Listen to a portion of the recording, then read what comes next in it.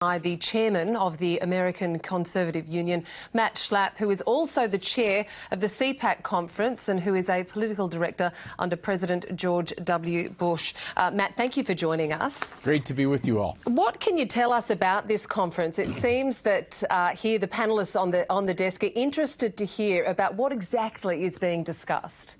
Well, I invite you all to come. Tomorrow's the second day of the conference. And obviously there's a lot of media there. And what I have found in democracies, including the American democracy, which we call a republic, is that it's actually healthy when people get together and try to share ideas on politics. No one should be scared about that. You know, the whole idea of political speech is a really important thing. When you quell speech and people's ability to speak their mind, it can go to dark places. And I think it's better if we're all open and honest with what we want to see happen politically. Australian conservatives gave the American Conservative Union a call and said, we would love to do a CPAC conference here in Australia. And it's our honor to be here. We've loved being on the ground. We've had a really wonderful, welcoming response from Australians. And we're looking forward to day 2. You say that you were approached by Australia to come out here. Is that the only reason why you would bring a Conservative conference to Australia, or is there an untapped market here? No, there's really no benefit for us to come to Australia in any kind of financial or political way. But we love the idea of collaborating with conservatives here in Australia. By the way, we're going to be going to Japan for our 3rd CPAC event in Tokyo. We're going to be going to Ireland. We're going to be going to Brazil. We're going to be going all over America. As you know, we have an important presidential election next year. So this whole CPAC movement is taking off, I think, mostly because conservatives are made to feel so ashamed for their views, their simple views that the human being has rights given to it by God, that individual human beings have the right to live the life that they want to live. They have the right to chart their own course.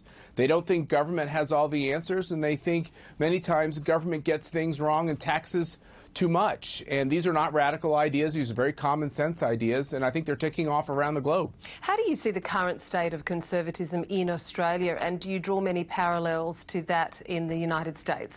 Well, I'm learning a lot about what's going on in Australia. It would be wrong for me to tell you about your own country, but I can tell you that there are similarities between what's happening in Australia and other countries around the globe. The first is the impact of Donald Trump and the idea that you have people that are outside the club being elected into important positions, and you have outside voices, including people that don't have any government role at all. I don't work in the United States government, but I'm able to have a big impact. And I think regular people are realizing that if they raise their voices in a constructive way, they can make a big difference in politics. Matt, you mentioned President Trump there. You know him very well through your role as chair of the American Conservative Union. Your wife, Mercedes, is part of the 2020 Trump re-election team. Together, you've been described as the Trump-era it couple. You've joined us at an extremely tense and sad time for America, given what we've seen in the last week in the wake of those shootings. When we look at El Paso, the president has been condemned for his anti-immigration language by some parts of the society. What part do you think he has played, if any at all, in these shootings? Well, I think the most important thing when you have a terrible tragedy like this, and I'm sure for Australians looking at America, it must be particularly troubling because we've had so many of these episodes. You know, the shooter in El Paso seemed to be an out-and-out racist. The shooter in Ohio was someone who was fond of Elizabeth Warren and socialists. So, you know, you have these evil people, and I don't really understand. I can't get inside their brains to figure out why this kind of hate germinates and takes effect in these terrible tragedies. But all I can say is that what I'm sad about is that there's so many things about America that are wonderful and ennobling, including the people at these moments, the first responders who rushed into the problem to take out the gunman, the first responders who took care of the people who were shot and administered, life-saving medical help. But look, I would agree. I think this puts America in a very bad light. I'm very troubled by it. I don't think government has the solution to why evil lurks in a man's heart. And I think my society in America has a lot of thinking to do about the trends in society that seem to be leading to more of these terrible acts of violence. You mentioned there about how hate germinates and language surrounding certain parts of the community. Does President Trump need to rethink his language around immigration to de-escalate the tensions? Because he has received much criticism regarding his language of particularly the Hispanic groups. Yeah, well, you know, I'm married to a Hispanic, a Latina, and she loves working for the president. I don't see anything racist in what the president says. The president is an equal opportunity attacker. He attacks world leaders, including people like Justin Trudeau and Mr. Macron. He attacks other people who are of color. He goes after anybody he sees as being counterproductive to what he wants to get done. I think it is wrong to say that his language around immigrants is somehow hateful. He is very aggressive. Using the word invasion is a strong word. Well, the invasion, let me be very clear, it's illegal immigration, which is going on. We have more illegal immigration every year in America than we have legal immigration. We actually have an illegal immigration system more than we have a legal immigration system. And what he's trying to say is that that has to stop, because if that doesn't stop politically, there's going to be a backlash against legal immigration, which I think would be a very unfortunate thing. I think immigration has made America a very special and unique country. We've taken people from all over the globe, especially people who are fleeing oppression. And it's one of the strengths of America, our immigration system. But when illegal immigrants can come at will and your laws are not followed, you can lose your country in the process, and that's what President Trump is trying to fight. But Matt, can I just jump in? Sorry. Sure. Don't you think there is a link, though, between the language that Trump used and the language that the shooter used? I mean, the shooter drove allegedly more than 9 hours specifically to kill Hispanic people who had no power. They're not working for the president. They're not your wife. I don't think they were all illegal immigrants either. I mean, they were innocents caught up in what this shooter saw as an invasion, and he thought he was doing the nation's work by eliminating these brown-skinned people. Like, isn't Trump laying the ground for that kind of revolutionist kind of thinking to take place? Look, I think we have Democratic politicians that are saying people like Nancy Pelosi is racist and bigoted towards women of color in Congress. I think that kind of rhetoric is over the top. And I think that the president is simply trying to go to a place to call out illegal immigration and get it to stop. And the reason why Republicans, quite frankly, and conservatives haven't been as aggressive as they should have been to stop illegal immigration is that the left is very effective. As soon as you try to say we should follow our laws on immigration, to immediately say it's because you have racial animosity. And I think that is wrong. America is a diverse country. We come from all over the place.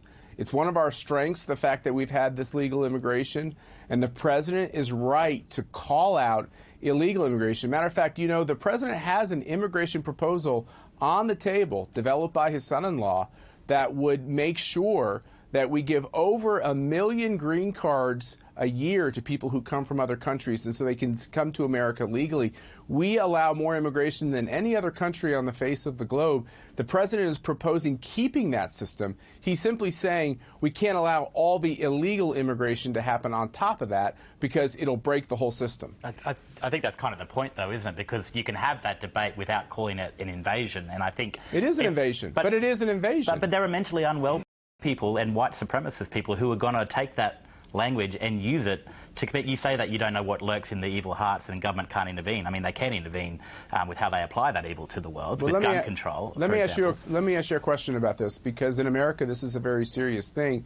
When you have these caravans that come from Central America and then go through Mexico, thousands and thousands of people, it's orchestrated and it's organized, and they rush the southern border of America. And if they can get into America, they can stay in America until their first hearing, and many of them never even show up to that first hearing. So then they live in the shadows of America. We have millions and millions of people who have come to America that way. It's a terrible way to run a country, especially a country that is so open and welcoming to immigrants. Well, I'll take you to, before we move on from the language, Matt, if I can ask you, the language that the President used regarding the Congress women, right, where he says, why don't they go back and help fix the totally broken and crime-infested places from which they came. Is that helpful rhetoric? You know, the President's tweets are always very provocative, and they get a lot of attention. I would not send every one of the President's tweets.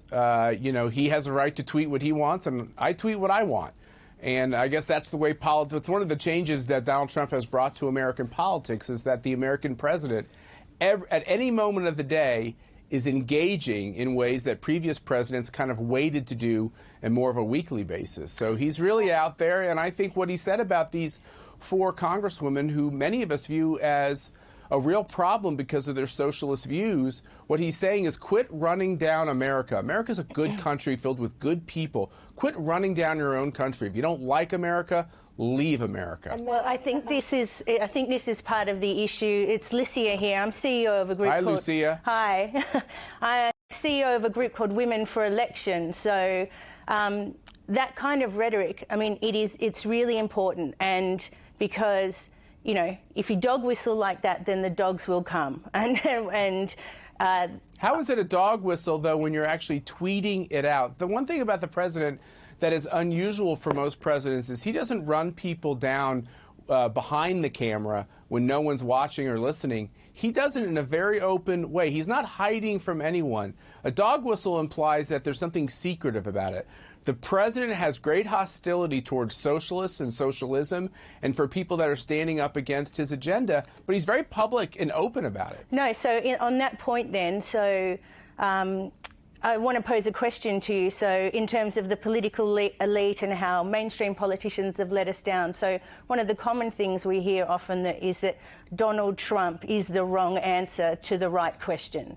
So is he the individual? So you've just done a wonderful job of translating what he meant to say, but in fact it's often what he's not saying, and I imagine there's a lot of palm slapping by people in the background. Is he the right person to execute on a lot of the logical stuff that you have just been talking about? Look, it's a really good question, and one of the things I always ask is this Donald Trump transitional or transformational? Is he just kind of like a moment in time when politics changed, but after he's gone, nothing really changes? Or is he going to change the whole process? And the more he's president, the more I think he's actually transformational. He's going to change the politics of America. Now, the left assumes that that means that America will be more racist, will be more mean, will be more anti-Muslim, anti-woman, anti-gay. And I think for a lot of Americans, and even conservatives and Republicans, they heard their politicians for decades say they would do things that they really had no intention of doing. They said they would, make abortion less legally available, but they didn't really have any intention in changing any laws. They said they'd balance the budget, but as you know, in America, we're over $22 trillion in debt. We haven't done much to balance the budget. They make a lot of promises over the decades that they haven't made much progress on. So after a while, a lot of these Republicans and conservatives say, we don't want to pick any more of those politicians that sound and look alike. Let me try anything else. And more than anything else, I want someone who will fight for the things we believe in. And that's how we ended up with Donald Trump. So I think it's the right question, and it's actually the right answer. And Matt, thanks for your detailed answers. I wanted to ask you from my son recently went to the US and he was watching the local news, and it didn't seem to have the same emphasis on Trump as a divisive leader in the US as it does in Australia. Have you observed that in your travels, that, you know, the international media seems to have a real focus on this race divide, but whereas in the US he has diverse constituents across all different cultures? Yeah, I think the first thing about American politics, presidential politics, that is very important to know is most voters believe that the first job of the American president is to make sure the government is not screwing up the economy, so that people feel better about their economic prospects. They feel better about the fact that their wages are going up or that they can start a new business. That's the most important reason why a president gets reelected, is if the economy is growing. And so for a lot of Americans, after 8 years of Obama's socialism, where we did have economic growth, but it was very paltry and real wages went down and not up, a lot of Americans feel pretty optimistic and buoyant about their economic situation. So the polls that you see and that are constantly referred to about how President Trump might have weak numbers, he actually has much stronger numbers than any of these presidential candidates that are running in the Democratic Party, stronger numbers than Nancy Pelosi. And if you look at the underlying fundamentals, he scores really well on the economy, and that'll be the most important factor as to whether or not he gets reelected. So, Matt, in light of that, we're not far away from 2020. Not far at all. No, and as we mentioned just before, your wife, Mercedes, is working on the re-election campaign for the president. How are they likely to position him, and what do you see as the greatest challenges to him? You know, is it as simple as the Dow sells off more than it's ever sold off before and unemployment goes sky high? What do you see as the greatest challenges? Well, I think for Donald Trump, that because he's controversial and because he's willing to talk about almost every subject that most politicians would shy away from, he has people who they might like the job he's doing, but there are aspects of him they don't like. And I think it's very easy to get confused that people can be critical of Donald Trump, but they will still vote for him next year. Are there any aspects about Donald Trump that you don't like?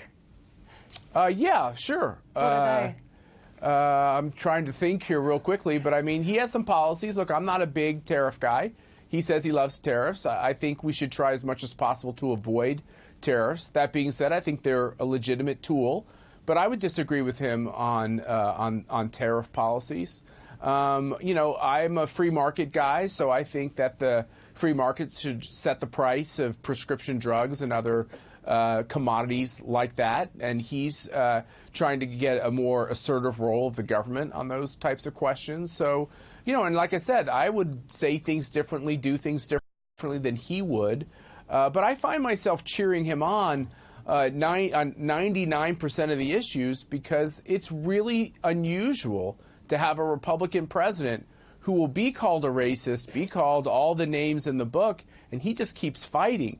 You know, they called George W. Bush a racist, they called John McCain a racist, they called Mitt Romney a racist. Anybody who dares to run under the Republican ticket eventually is called a misogynist, anti-Islamic, you know, a racist. It's just it's this race card that I think most Americans are just sick and tired of everything being about how hate-filled politicians are. You know what the difference might be? They might just have a different idea of the government's role. It might not be about hate or animosity or bigotry at all. Matt, Josh Bornstein here. It's difficult to take that too seriously, given Trump was elected off the back of pretty racist and hateful rhetoric about Mexicans, for example. Like what? He referred to Mexican rapists, for example. What he said was, just be specific. When he came down the escalator in Trump Tower, he said that it was wrong for America to allow illegal immigrants, especially from Mexico, to come unfettered, and that when you have sanctuary cities, which in America means that we have actual cities and states in America where you can't have these illegal immigrants be brought up on charges because it's a legal safe haven.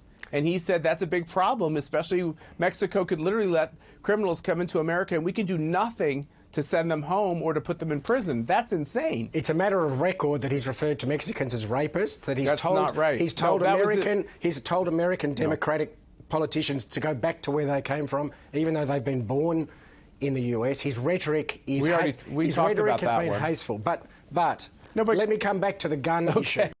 Let me come back to the gun issue. But he's not. I want to be very specific about this. Donald Trump is not a racist. If he was, I wouldn't support him. The gun issue is something that should disturb all Americans, and it shocks most of the rest of the Western world, and particularly there's only one democracy where guns are so freely available and where massacres are almost a daily event. The death toll is eye-watering and astronomical.